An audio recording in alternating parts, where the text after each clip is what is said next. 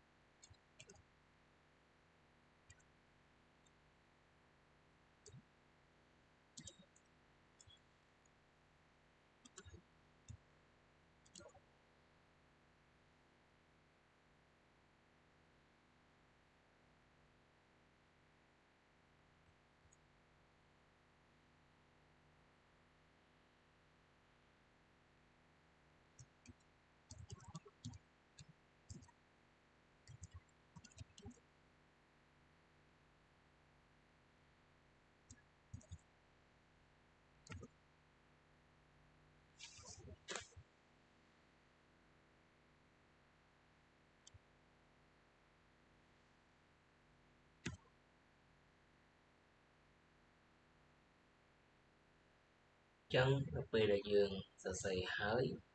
ខ្ញុំសូមបញ្ចូលដងជំហានដំបូងគេហៅ variable input variable name input ដោយប្រើdata type object data type object ហ្នឹងគឺជា data type ដែលអាចរក្សាទិន្នន័យបានគ្រប់ប្រភេទមិនថាវាជាលេខជាលេខដែលមានចុចដូច float ឬក៏ជា string វារក្សាបានទិន្នន័យគ្រប់ប្រភេទអញ្ចឹងទៅពេលគេហៅ input ស្មើ85ហ្នឹងតមកដល់ if នៅក្នុង if វាមានលក្ខខណ្ឌមួយគឺបើ input គឺជា integer បើ input គឺជា integer អញ្ចឹងលក្ខខណ្ឌហ្នឹងវាត្រឹមត្រូវហើយក៏ប៉ុន្តែអ្វីដែលចម្លែកនោះគឺយើងឃើញគេហៅអអក្សរ score នេះមកជាមួយកន្លែងហ្នឹងមានន័យថាគេបានហៅvariable name score ហ្នឹងឲ្យស្រេច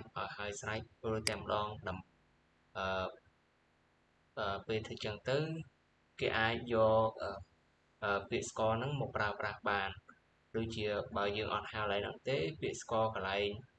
នេះឬក៏កន្លែងក្រុមទៀតគឺយើងមិនអាចប្រើប្រាស់បានឡើយអញ្ចឹង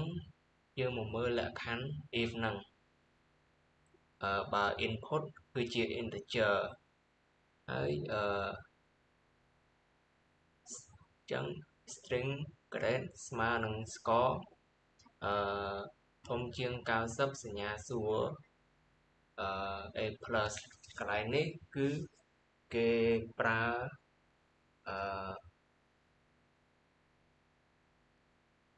កន្លែងហ្នឹងគឺ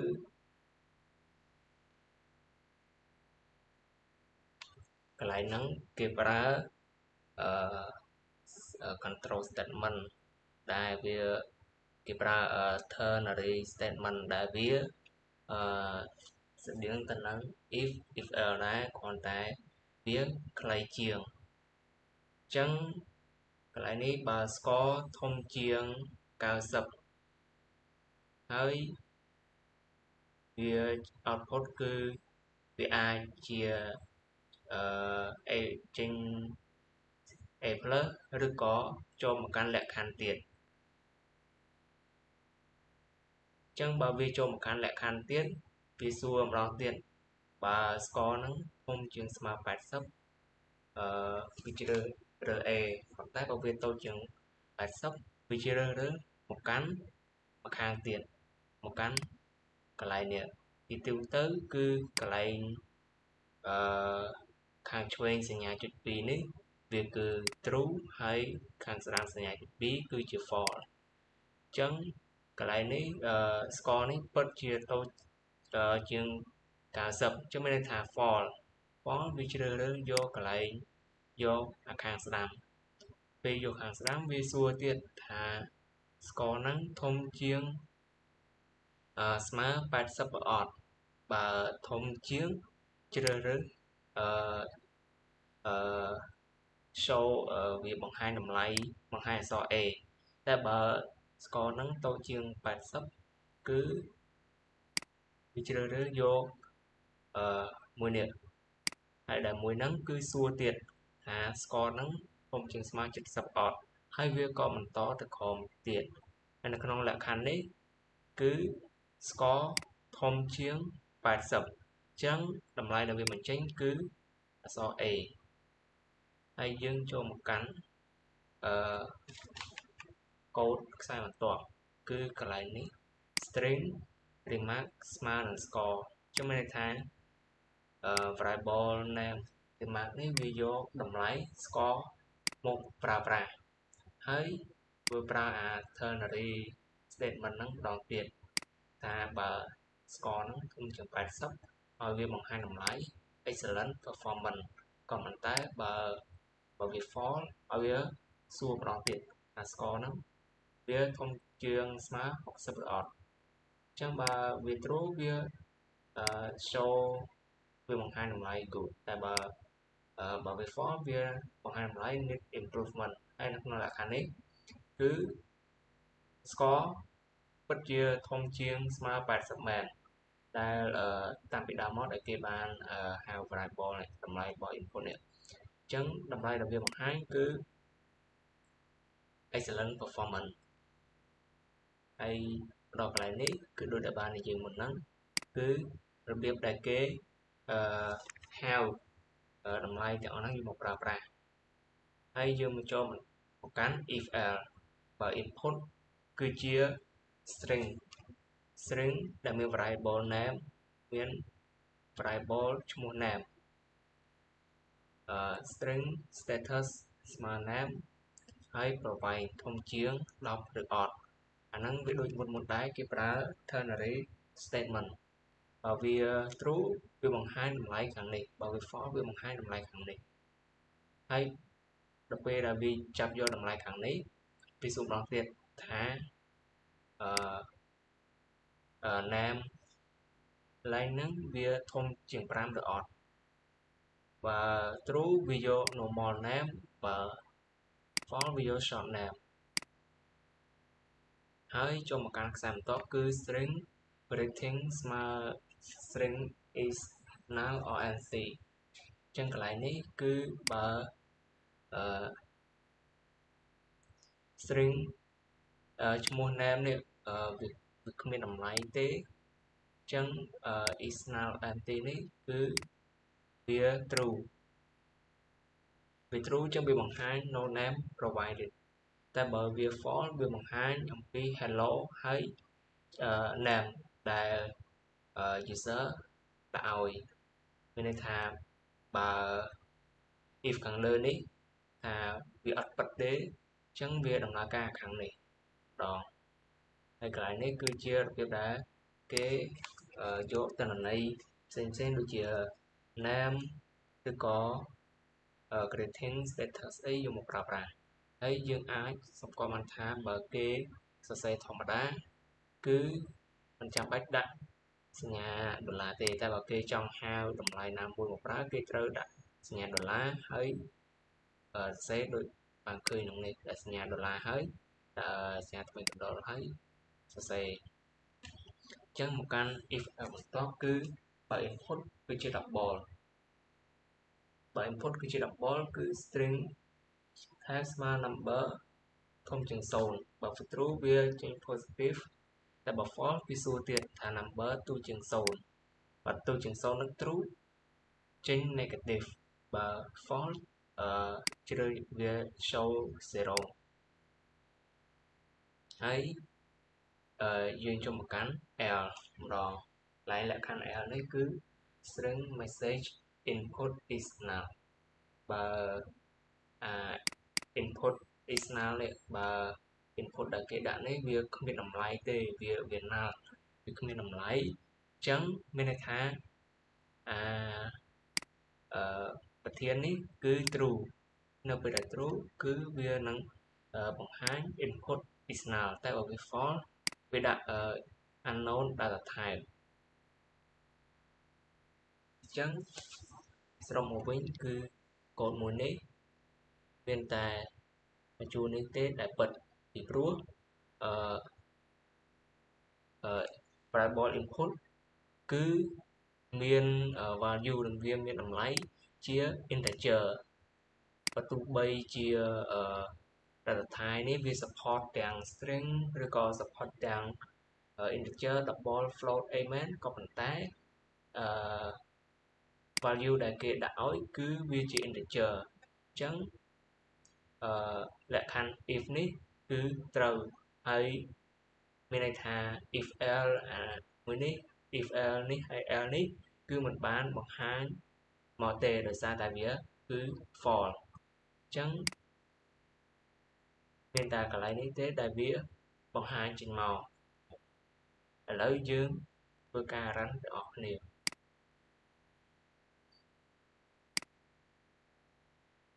ញ្ចឹង